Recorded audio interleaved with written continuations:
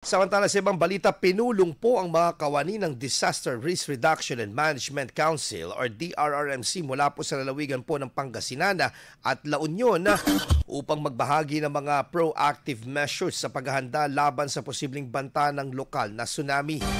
Sa ilalim po ng programang Risk Reduction Resilience Tsunami Ready Philippines sa Tsunami Ready Community for Cluster, binigyang diin ang kahalagahan ng wastong paghahanda lalo na sa mga coastal communities.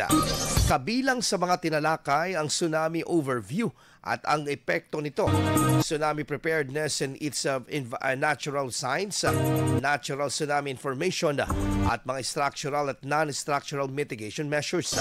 Ipinakilala rin ang mahalagang information tool mula sa DOST PHIVOLCS tulad ng Hazard Hunter PH at REDAS na tumutulong na tukuyin ang mga lugar na higit na maapektuhan sakaling magkaroon ng tsunami.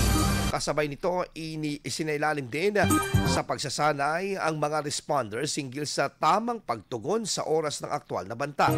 Ayon sa mga otoridad, patuloy na inilulunsad ang itong uri ng mga hakbang upang mapalakas ang kakayahan ng mga komunidad at matiyak ang kaligtasan ng publiko sa oras ng sakuna.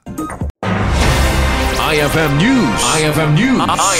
IFM News.